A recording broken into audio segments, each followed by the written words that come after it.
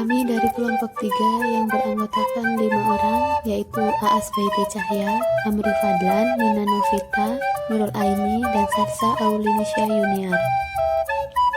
Di sini kami akan menjelaskan pelajaran sejarah bab 8 yang bertema perjuangan mempertahankan kemerdekaan dari ancaman sekutu dan Belanda. Ada 4 poin yang akan kami bahas di sini. Yang pertama, perubahan politik pada awal kemerdekaan. Yang kedua, perbedaan ideologi dan strategi di antara partai politik dalam menghadapi Belanda. Yang ketiga, perjuangan bangsa Indonesia dalam mempertahankan kemerdekaan.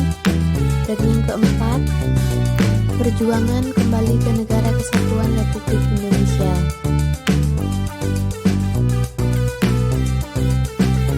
Baik, mari kita bahas poin yang pertama, yaitu perubahan politik pada awal kemerdekaan. Beberapa kebijakan yang dilakukan bangsa Indonesia untuk memperbaiki sistem kenegaraan agar pemerintahan Indonesia bisa berfungsi secara maksimal antara lain sebagai berikut. 1. Perubahan otoritas KNIP dan lembaga kepresidenan. Anggota KNIP baru dilantik pada tanggal 29 Agustus 1945. Pada tanggal 16 Oktober 1945, KNIP mengadakan rapat pleno pertama. Pada kesempatan itu, ada 2 keputusan yang diambil, yakni sebagai berikut. A. Membentuk Badan Pekerja Komite Nasional Indonesia Pusat atau BPKNIP dengan jumlah anggota 15 orang. B. Mengusulkan kepada Presiden agar KNIP diberi hak kekuasaan legislatif sebelum MPR atau DPR hasil pemilu terbentuk. Karena usulan KNIP itu, Wakil Presiden Muhammad Hatta yang memimpin sidang mengeluarkan Maklumat Wakil Presiden nomor 10 yang berisi fungsi dan kedudukan KNIP sebagai lembaga legislatif. Poin kedua, perbedaan ideologi dan strategi di antara partai politik dalam menghadapi Belanda. Pada Desember 1945, pengikut Sultan Syahrir dan Amir Syarifuddin membentuk Partai Sosialis yang merupakan kekuatan pro-pemerintah selama Sultan Syahrir dan Amir Syarifuddin berkuasa. Januari 1946, Tan Malaka membentuk Persatuan Perjuangan yang didukung tentara sehingga menyebabkan pemerintahan Syahrir terancam. Pada 27 Juni 1946, Wakil Presiden Muhammad Hatta mengungkapkan bahwa pemerintahan memiliki keterbatasan dalam perundingan dengan pihak Belanda. Karena pidato itu, pihak oposisi menganggap bahwa pemerintah Belanda telah mengkhianati kemerdekaan. Pada malam harinya, ketika Syahrir dan beberapa orang lainnya datang ke Surakarta, mereka ditangkap oleh sekelompok oposisi. Dengan penangkapan itu, mereka mengharapkan Soekarno-Hatta akan konsekuen memperjuangkan kemerdekaan bagi seluruh wilayah Indonesia. Perjuangan bangsa Indonesia dalam mempertahankan kemerdekaan. Sikap dan tekad bangsa teruji melalui serangan pertempuran di berbagai daerah. 1. Pertempuran pada awal kemerdekaan. Beberapa pertempuran itu adalah sebagai berikut ini. A. Pertempuran 5 hari di Semarang. Pertempuran 5 hari Semarang terjadi pada tanggal 15 sampai 20 Oktober 1945 di Semarang. Pertempuran bermula ketika 400 orang veteran Jepang akan dipekerjakan untuk mengubah pabrik gula Sepiring menjadi pabrik senjata. Pertempuran 5 hari di Semarang berakhir dengan jumlah korban di pihak Jepang sekitar 1.000 orang tewas, sedangkan dari pihak PETA, pemuda dan rakyat sebanyak 2.000 orang, termasuk Dr. Riyadi, Kepala Laboratorium RSU Semarang. Untuk mengenang jasa para korban, pemerintah membangun tugu peringatan di Simpang 5 Kota Semarang yang disebut Tugu Pemuda. Untuk mengenang jasa dari Karyadi, dibangunlah sebuah rumah sakit yang dinamai Rumah Sakit Dr. Karyadi. Pertempuran yang kedua yaitu Pertempuran Surabaya. Pertempuran Surabaya terjadi karena tindakan serangan tentara sekutu yang diboncengi tentara desa. Mereka melakukan teror terhadap Bagit Surabaya. Akibatnya, Bagit Surabaya membalas. Setelah Presiden Soekarno datang ke Surabaya, perdamaian berhasil dicapai. Namun, setelah Soekarno kembali ke Jakarta, pertempuran kembali meletus. Jenderal Malabi bahkan tewas. Pada 9 November 1945, Inggris mengeluarkan ultimatum bahwa mereka akan mengadakan serangan darat, laut, dan udara apabila rakyat Surabaya tidak menaati perintah. Ultimatum itu tidak dihiraukan rakyat. Akibatnya terjadilah pertempuran yang dahsyat antara rakyat Surabaya dan Sekutu. Pertempuran ketiga yaitu Pertempuran Ambarawa. Pertempuran Ambarawa terjadi dari 20 November 1945 hingga 5 Desember 1945. Pertempuran ini dilatar belakangi kedatangan tentara Sekutu yang diboncengi Nica. Akibatnya, pecah pertempuran antara TKR dan Sekutu. Pertempuran berhenti setelah Presiden Soekarno dan Jenderal Betal datang ke Magelang pada 2 November 1945. Gencatan senjata akhirnya dicapai. Perjanjian ini ternyata diingkari Sekutu. Pada 20 November 1945, pecah pertempuran antara Sekutu dan TKR. Tokoh-tokoh pertempuran Ambarawa antara lain Mayor Sumarto, Mayor Imam Androngi, Mayor Soeharto, Mayor Sarjono, dan Muhammad Sarbini. Dalam pertempuran 26 November 1945, gugur Kolonel Isdinan gugur. Sejak itu, Kolonel Sudirman yang menjabat sebagai Panglima Divisi Purwokerto mengambil alih pimpinan untuk menghadapi tentara Nica. Kolonel Sudirman dikenal sebagai pahlawan Palagan Ambarawa karena keahlian dalam menyusun strategi untuk melumpuhkan musuh. Pertempuran Medan Area dipimpin Jenderal T.E.D. Kelly. Tentara Sekutu mendarat di wilayah Sumatera Utara pada 9 November 1945. Kedatangan mereka semula diterima baik. Namun, sikap baik pemimpin Republik Indonesia itu diabaikan oleh Sekutu. Bahkan tentara Sekutu mulai berani menginjak-injak bendera merah putih. Akibat dari perbuatannya itu, para pemuda pejuang menyerbu kedudukan Sekutu.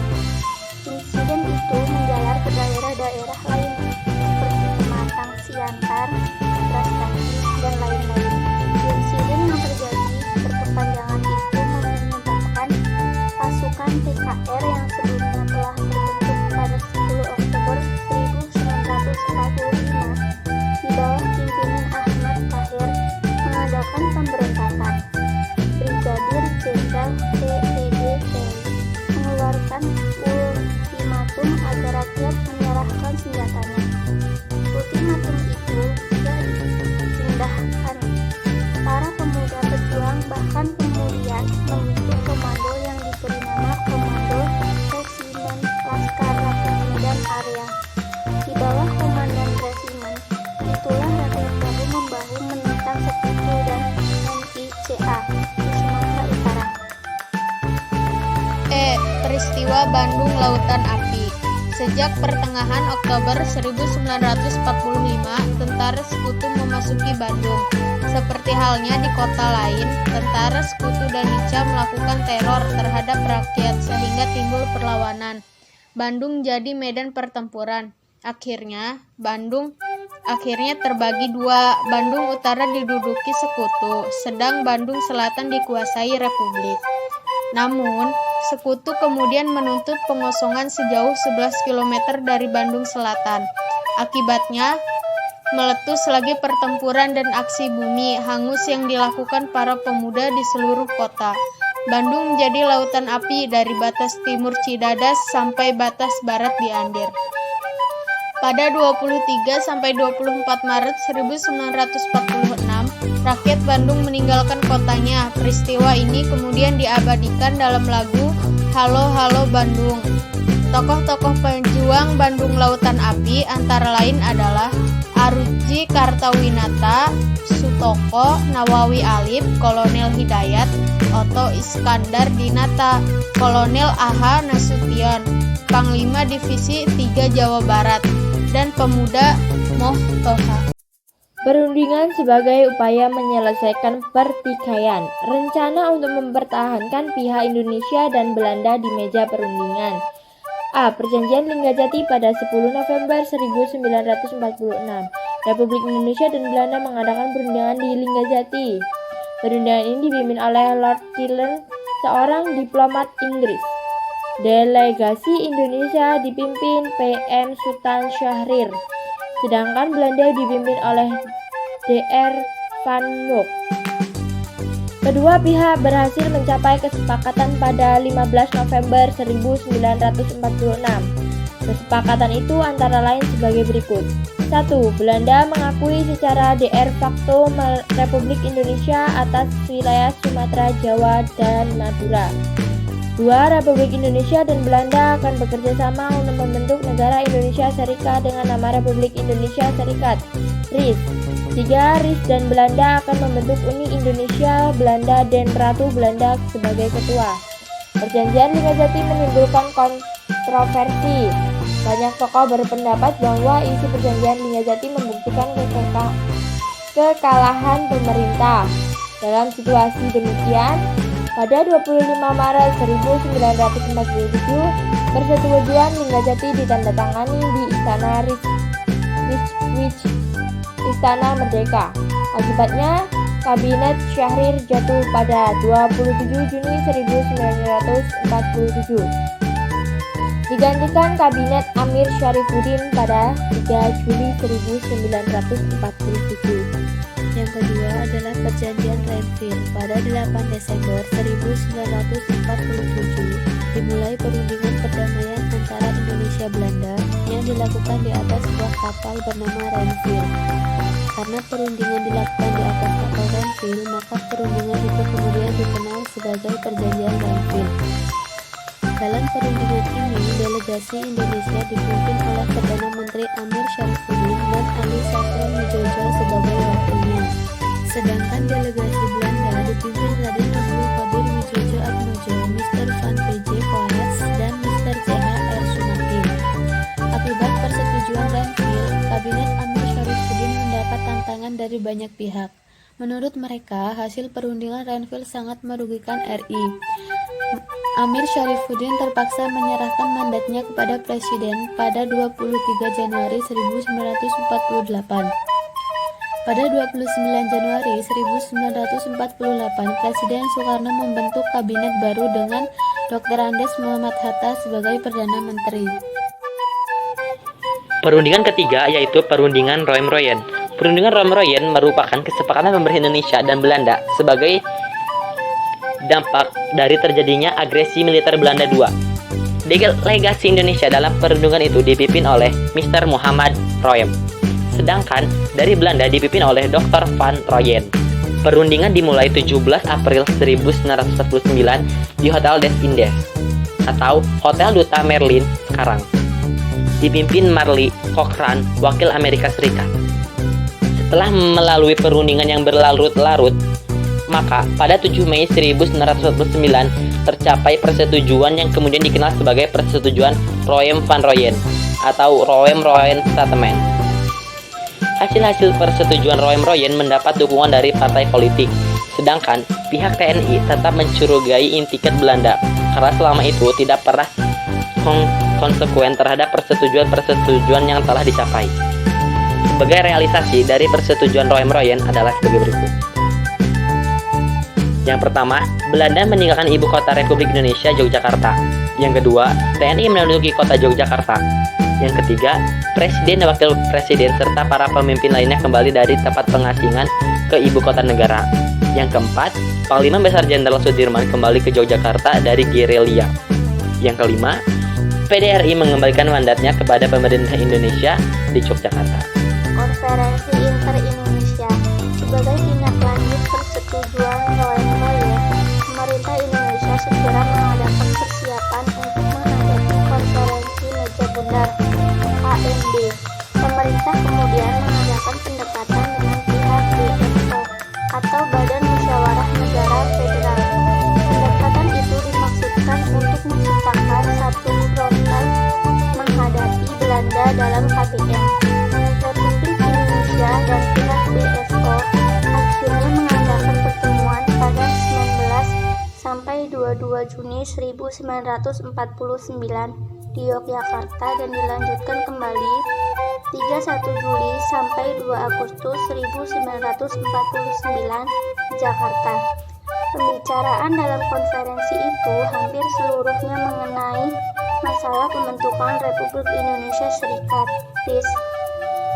terutama mengenai masalah tata susunan dan hak pemerintah RIS di satu pihak dan hak negara-negara di pihak lain. Dalam konferensi itu dibicarakan pula bentuk kerjasama RIS dengan pemerintah Belanda dalam Perserikatan Uni, serta masalah kewajiban RIS dan Belanda sehubung dengan penyerahan kekuasaan. Keputusan penting lainnya adalah bahwa BFO menyokong tuntutan Republik Indonesia atas penyerahan kedaulatan tanpa ikatan-ikatan politik atau ekonomi. Konferensi Meja Bundar KMB di sini. Konferensi Meja Bundar berlangsung pada 23 Agustus 1949 di Den Haag, Belanda. Delegasi yang menghadiri KMB adalah sebagai berikut. 1. Delegasi Indonesia dipimpin PM Mohatta. 2. Delegasi BFO dipimpin Sultan Hamid II. 3. Delegasi Belanda dipimpin JH Marseven. 4. Delegasi UNCI diwakili HM Tochan Heremans, TH Kacirley, dan Romanos. Masalah paling pelik yang dibahas dan menjadi sorotan utama adalah persoalan utang-utang yang menjadi tanggung jawab pihak RIS. Mengenai Irian Barat, Belanda baru akan menyerahkannya 1 tahun setelah KMB. Keinginan delegasi Belanda ini dengan tegas ditentang oleh delegasi Indonesia yang didukung oleh BFO. Untuk mengakhiri perdebatan, pihak UNCI berusaha sehingga akhirnya KMB berhasil mengambil keputusan sebagai berikut. 1. Kerajaan Belanda menyerahkan kedaulatan Indonesia secara penuh dan tanpa syarat kepada RIS. 2. Pelaksanaan penyerahan kedaulatan akan dilaksanakan pada 30 Desember 1949. 3. Masalah Irian Barat ditunda dan akan diadakan perundingan kembali dalam waktu 1 tahun setelah penyerahan kedaulatan kepada RIS. 4. Akan dibentuk satu Uni Indonesia sampai Belanda berdasarkan kerjasama sularela dan sederajat. 5. Kapal-kapal perang Belanda akan ditarik dari Indonesia dan beberapa korvet akan diserahkan kepada RIS.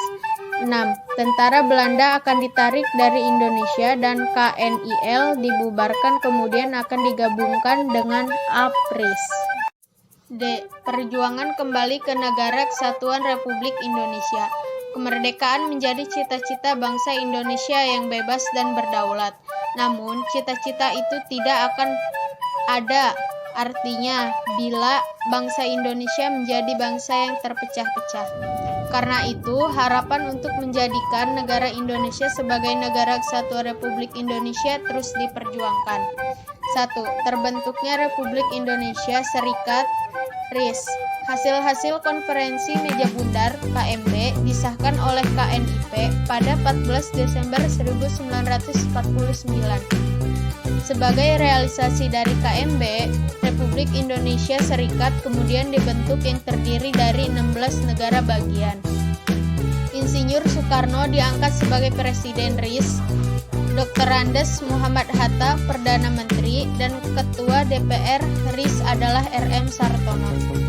Dengan diangkatnya Insinyur Soekarno sebagai Presiden RIS, maka Ketua KNIP yaitu MR Asad ditunjuk sebagai pemangku jabatan Presiden Republik Indonesia yang dilantik pada 7 Desember 1949. Republik Indonesia beribu kota di Yogyakarta dengan menggunakan Undang-Undang Dasar 1945 sebagai undang-undang dasarnya. 2. Pengakuan kedaulatan. Setelah alat-alat perlengkapan negara RIS seperti Presiden, Perdana Menteri, DPR, dan Senat terbentuk, maka secara resmi pemerintah Belanda menyerahkan kedaulatan kepada RIS.